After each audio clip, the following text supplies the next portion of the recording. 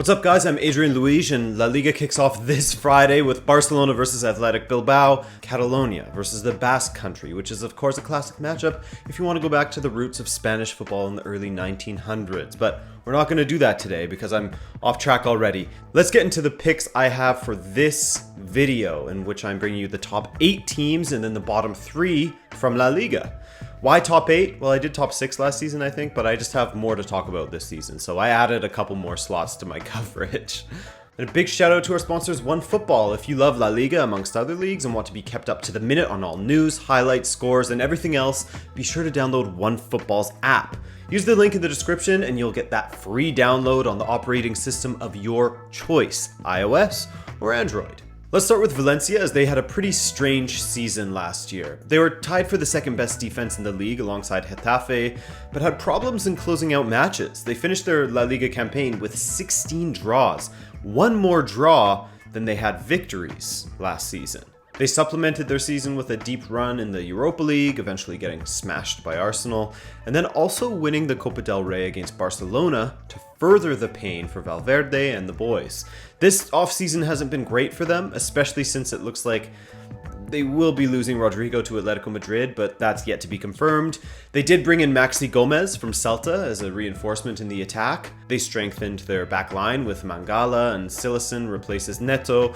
I don't know that their squad has improved or regressed, and their preseason has been weird, and I see them finishing in 6th. Athletic Bilbao, one of the most interesting clubs in the world given their policy on only using Basque players. This hurt them over the last couple of seasons, mainly due to the losses of Kepa and Laporte to Chelsea and City respectively. When you lose big players like that, it's hard to find a worthy replacement when focusing strictly on Basque players, you know? Got lots of money for them at least, but last season it looked as if they would be flirting with relegation, and they were flirting with the bottom half of the table for sure for much of the season, but turned things around and surged up to an 8th place finish in the end. Now this summer, of course, not much to talk about as far as personnel changes. They signed good old Iñaki Williams to a 9-year contract extension. Yes! 9-year contract with a 135 million release clause. For some reason, I'm getting good vibes from Bilbao, and I think they'll continue at the trajectory they left off from last season and reach as high as 8th, same as last season. Getafe, they were one of the surprises of the previous season. How many times have I said season already? My god, but Getafe flew high very early, fell off slightly, but still managed to finish in 5th place and secure Europa League football for this coming season again. An incredible achievement for them considering they were relegated in 2016, got promoted via the playoffs in the next season, finished in 8th, and then secured European football thanks in no small part to manager Pepe Bordalas. They've improved their squad by adding Enrique Gallego, an experienced center forward, Jack Harper, another attacker, a couple fullbacks, and of course Marc Cucurella from Barcelona. As I said earlier, they were actually tied with Valencia for the second best defense last season, behind of course Atletico Madrid, paving the way to a very strong season which I expect to see again from them. Now of course the Europa League will add some pressure to their campaign, but with the defensive organization that Bordalas employs, I mean, they never conceded more than 2 goals in a La Liga match last season. I think Getafe will be just as strong. They've brought in options to bolster their attack as well, something they needed to do desperately instead of relying heavily on their albeit strong defense. And I see them ending up right back where they were last year, 5th. Same spot for Bilbao, same spot for Getafe. It's all going to be the same. Real Betis now, as they've had an interesting summer to say the least. Last season's 10th placed finish didn't really rub me the right way, as it felt like they had underachieved given some of the strong talent that they had in that squad. Canales, Lo Celso, William, Christian Teo, etc. And perhaps the board felt the same way as coach Quique Setién made way for Rubi, or Joan Francis Ferrer Cecilia. We'll go with Rubi. Betis had a big problem scoring goals last season, just 1 goal scored from their opening 4 matches despite launching almost 60 shots towards the net in that time frame, and they always had plenty of the ball as well. That was sort of a precursor for the rest of their season where they struggled to score and weren't exactly a shining example of defending either. Despite finishing in 18th and being relegated, Girona conceded just once more than 10th placed Betis. This is likely why Betis made the tough decision to mutually part ways with Setién and bring in Rubi, the man who achieved promotion with Huesca in the 2017-18 season, then changed over to Espanyol and led them to the Europa League playoffs in 7th place last year. I still have some questions regarding Betis' defense, and the loss of Lo Celso is massive, but they did bring in Nabil Fekir from Lyon, and if he can stay healthy, he'll be an incredible signing for them. They lost Junior Firpo to Barcelona, brought in Emerson, a right back, and Rubi brought Borja Iglesias with him from Espanyol as another attacking option. I think this will be an improved Betis side, but only so far as 7th. Up 3 from last season. Now, Betis' Seville rivals, Sevilla. At times last season, it looked as if Sevilla were going to give Real Madrid a real problem in the fight for third place, but a horrible patch of form saw them drop in the standings to 6th in the end. So, to bring some experience and consistency to the team, Julen Lopetegui was announced as Sevilla's new manager on June 5th, and a slew of signings were announced in the months that followed that. First, the departures though, as Pablo Sarabia left for PSG, and notably, one of Sevilla's most dangerous attackers, Wissam Ben Yedder, recently signed with AS Monaco. Quincy Promes left for Ajax, though I felt like he never really reached his potential at Sevilla anyway. Muriel went to Atalanta, etc. Some notable departures. But they brought in tons of talented players. Lucas Ocampos arrives from Marseille, and on his day, he can be a dangerous winger. Munas Daber, after years of banging in goals for RB Salzburg, someone finally, from the top 5 leagues, finally signed him up. I like that signing. Plus, the very strong Ronnie Lopes from AS Monaco bolsters their attack in place of Sarabia. Luke de Jong from PSV, proven goal scorer in the Eredivisie. Oliver Torres from FC Porto is a great signing. Experienced defensive midfielder Fernando from Galatasaray. There was a lot of movement at Sevilla this summer, and now the question is, can Lopetegui, perhaps a bit embarrassed from 2018 where he was sacked by the Spanish FA and then later on by Real Madrid, can he get this team to gel in time and take a solid shot at the top 3? For me, Lopetegui is still a bit of an unproven manager, but I think this is the perfect size club for him. And with the players they have added during the offseason, I expect some good things from Sevilla. I don't think they'll have as big of a dip as last season, and that will carry them into 4th place. Real Madrid, they have had a good summer signings-wise, for the most part, I'd say. They added to their attack with the signings of Luka Jovic, Eden Hazard, and to some degree Rodrigo Goes, who will likely spend most of his time with Madrid's Castilla team, I believe, alongside Takefusa Kubo, whom they also brought in this summer. In defense, they signed Eder Militão from Porto, who can operate both as a right back and a central defender, as well as the highly sought after Ferland Mendy, a left back from Lyon who has great ability and will be a worthy replacement for Marcelo, I think. In fact, bleeding him into the team should be a priority as far as defense goes, as should Militão, as Real Madrid's backline is extremely worrisome. We'll get back to that soon though.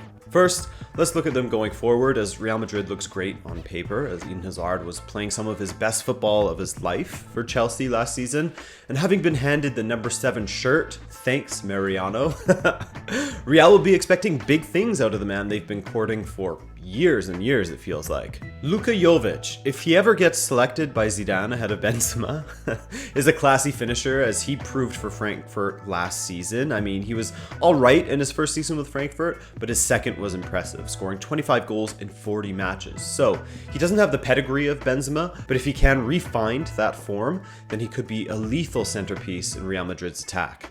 They still haven't found a home for Bale and James, 2 players that Zidane allegedly doesn't have an interest in, which is too bad because both of them are enormous talents. But as alluded to earlier, the real area of concern for me is Madrid's defense. Last season, they conceded 46 goals, which isn't great, and so far in preseason, I know it's preseason, but still, the defending has been just as optional as it was last year. If Zidane continues to favor Marcelo, then Madrid will continue to suffer in defense. Like, remember how well Reguilon was doing? And then when Zidane came in, it was Marcelo again. It's too bad, because Reguilon was looking good. You could say that Marcelo is a modern legend of the club, incredible left back in his prime, but he's there for the taking now. Would be better off just playing him as a winger, as you can still get the benefit of his attacking ability. But seriously, the amount he is caught out of position, meaning that Ramos has to cover for him. Ramos isn't a spring chicken anymore. A Ramos who's not the defender he used to be, and it just makes for their backline getting stretched and too easy to play through. I see that happening a lot more until Mendy and Militão get incorporated into their backline, and that's assuming that Varane will be back to his good form after he wasn't great last season either. Plus, their midfield. Whenever Casemiro is missing, the backline has no cover and is even easier to break through. Casemiro is one of their most important players, to be honest, and if they don't bring in Pogba like Zidane wants, then it will be tough for them once again in the midfield.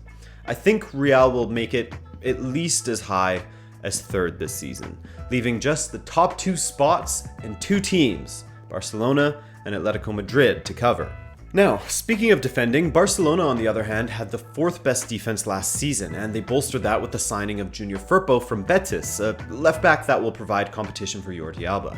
Now, he did have quite the injury-riddled season last year, but when he was available, he was great for Betis and chipped in with 3 goals and 4 assists in La Liga from 24 appearances, which is not bad for a fullback. Barcelona tooled up in the attack as well, bringing in Antoine Griezmann, of course, who so far in preseason has looked like he will get on pretty well in their attack alongside Messi, Suarez, Dembele, etc. Maybe Neymar as well. If the Neymar rumors turn out to be true, then Valverde will have quite the headache on his hands. A good headache, though, I guess. Besides Griezmann and potentially Neymar, Barcelona's best signing was Frenkie de Jong. Griezmann and Neymar are Goliaths, of course, but Barcelona's attacking talent wasn't really their problem. They needed a baller in midfield to help set the tempo of their game, and they got one of the best options to do that. Looking past de Jong's ability, he's at an age where he is mature enough and has proven that he is mature enough to boss that midfield. I mean, did you see his debut with the Dutch national team? He was telling Van Dijk what to do with the ball the whole time. And I mean, he'll also grow into his role and improve as a player. So yeah, de Jong is a massive signing for their midfield. Griezmann tops off the quality that was already there in the attack, but that's not to understate how much quality Griezmann brings to Barca's attack. At times last season, it felt like Messi was saving Barca too often, and with Dembele impossible to trust due to injury and Suarez seemingly taking yearly vacations mid-season as far as goal droughts go, Griezmann provides that extra cover and will be that guy to fill in and complement Messi. Not just in your dreams anymore, Griezmann, in real life. And here's the tough team. So let's talk about Griezmann's former team now, who I see as providing the biggest test for Barcelona, as they've had an extremely interesting summer, I'd say. First, let's see who they've lost. Godin and Griezmann are the biggest names, but also Rodri to City, Lucas Hernandez to Bayern Munich, Juan Fran, Felipe Luis. These are some classic names for Atletico Madrid that are all gone. But they have brought in just as many names. João Felix, first of all, who has looked incredible in preseason, and who us Benfica fans will be watching fondly from afar. That's our boy. Marcos Llorente is one of the players they brought into their midfield, a guy who you feel just needed more opportunities than what he was getting in order to shine at Real Madrid. Mario Hermoso arrives from Espanyol to contend for a center-back spot, alongside Felipe from Porto, and another Brazilian, Renan Lodi, will replace Felipe Luis at left-back. / Hernandez, sometimes, though he mostly played as center back. Oh, and not to mention Kieran Trippier's arrival from Tottenham, as he, at least in preseason, has become the instant go-to right back, and his crossing has been problematic for opponents already. I'm interested to see how he links up with good old João Felix and potentially Alvaro Morata, rekindle that sort of chemistry that Morata had with Azpilicueta at Chelsea, those crosses from the right into the box. I think that was some of the thinking that Simeone and Atletico had in signing Trippier. So, going forward, Atletico showed signs of having a lethal attack, but a few things concern me. One concern for each of their attacking trio of Morata, Diego Costa, and João Felix. 1. Diego Costa can't stay healthy, he's been re-injured again, and when he's on the pitch for Atleti, his temper has been out of control at times. 2. Alvaro Morata still runs pretty hot and cold and can go missing for weeks at a time. And 3. If those two guys are not performing, that puts a lot of responsibility on João Felix. Now, Benfica fans will know that he can handle it to some degree, but times last season when Seferovic wasn't featuring and he didn't have that guy to play off of in the attack, he would sometimes go a little quiet. Besides, of course, that first leg against Eintracht Frankfurt, and I mean, can you blame him for going quiet at times? He's still 19, remember, but I think he'll have an incredible season nonetheless, partially down to the resurgence of Thomas Lemar at Atletico, and maybe partially down to Rodrigo joining from Valencia as cover. Benfica boys linking up, but I think that Lemar is really going to have a standout season. This team looks like one of the best Atletico teams in a while somehow, despite losing all of those players. They look potent going forward. There's always going to be room for concern in defense with the players that have vacated, but I mean, it is Simeone, he knows how to defend. But I think Atletico was going to make this season very interesting for Barcelona, but ultimately fall short. Barcelona in first, but who knows? Atletico in second, maybe they'll have a deeper Champions League run than they've managed in the last couple of years, And I mean, the Copa del Rey, I think Atletico has the team to win that, so I'll go with them. I expect a solid season from them if you can't tell. Golden Boot, I mean, I can't really see anyone scoring more goals than Lionel Messi again. He's still that guy. And I'm still Adrian, and this is the end of my predictions for this season of La Liga. I'm optimistic that we'll have a very competitive top of the table this go around. As for the bottom, I don't feel confident in Ronaldo's Real Valladolid staying up. I think they'll be going down, as well as Leganés and Osasuna. Osasuna back in La Liga, but I think they're going to head right back down, unfortunately. That's it though. Those are my picks for the top 8 and the bottom 3, I guess. I just threw them in there at the end for you. Let me know what you think of this season. Subscribe if you're new, and have a nice day.